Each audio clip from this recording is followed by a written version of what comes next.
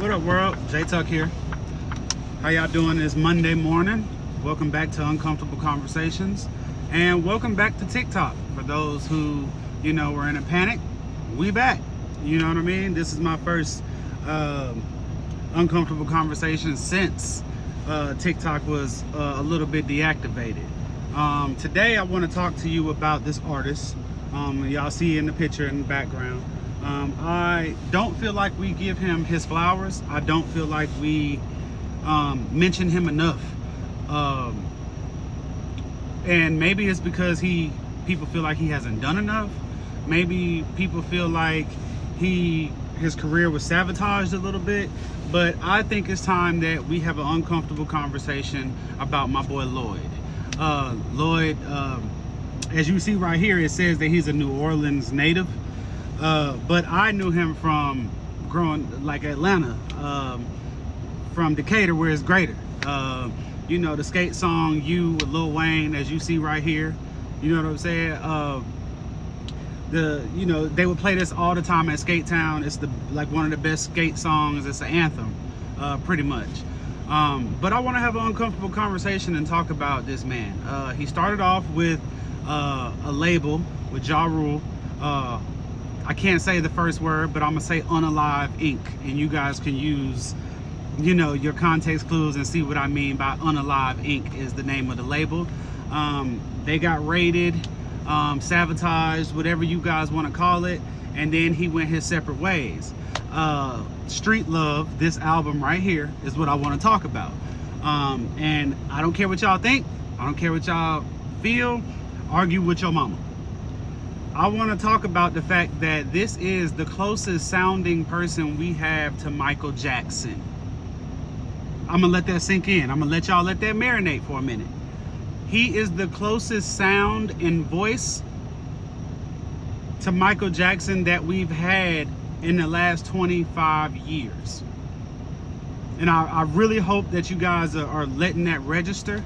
First of all, this album right here, no skips. Absolutely no skips. When I did another uncomfortable conversation, I talked about where is the male R&B artists that are really putting their passion and soul into their music.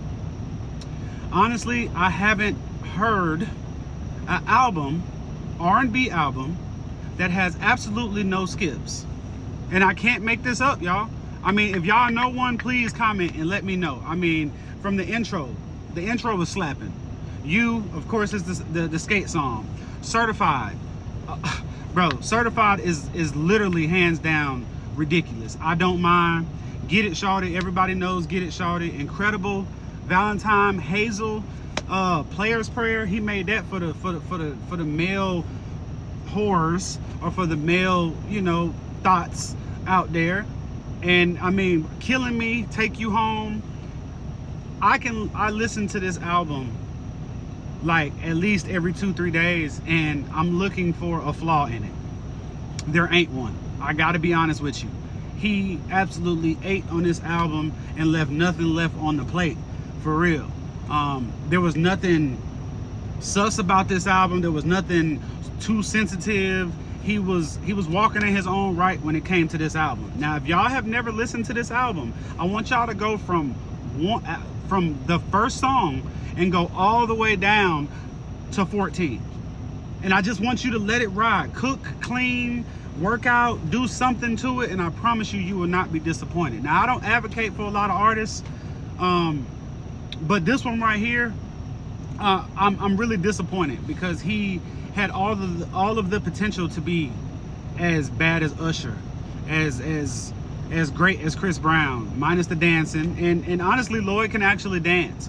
But I feel like we don't give him his flowers, and it's honestly because his career got cut short.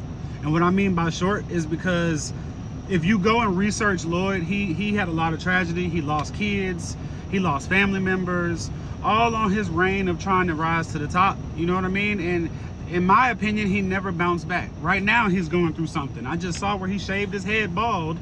You know what I mean? And this isn't the first time he cut his hair. This is like the second or third time.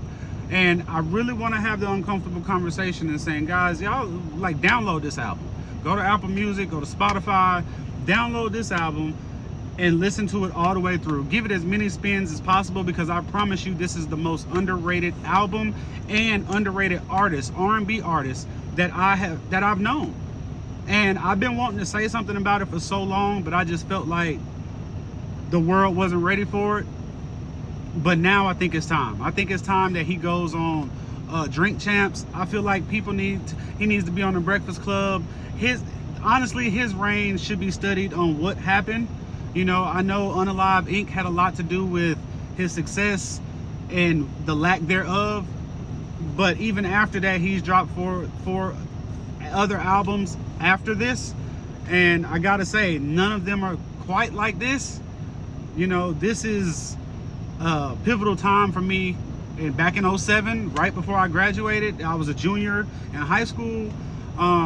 Everybody was listening to, I think, Plies and a lot of other stuff and a lot of other artists. I think this was also in the Pretty Ricky era, if I'm not mistaken. And I just gotta say, like, this album deserves a standing ovation, man.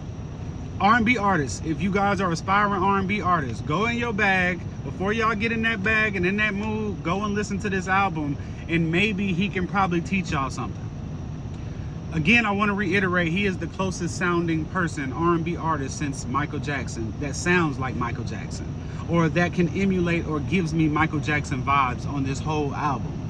And if you don't think I'm wrong, if you think I'm wrong, go and see for yourself. Tell me what you think in the comments, because I promise you will not be disappointed. And honestly, the only feature he had on this album was Lil Wayne, which at that time, that was a big feature. But I am just telling y'all that he dropped 13 other tracks with no help.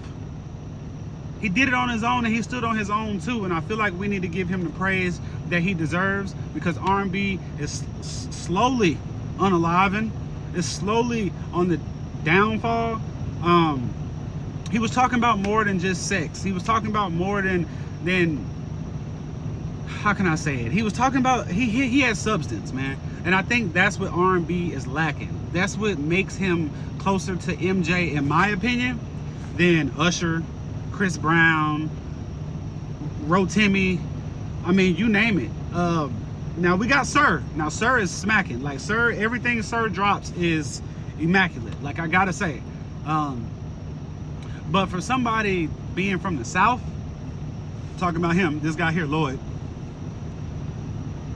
he really did his thing on this album, y'all. And I just wanted to bring that to light. I wanted to have an uncomfortable conversation, because it's not said enough. He is not talked about enough.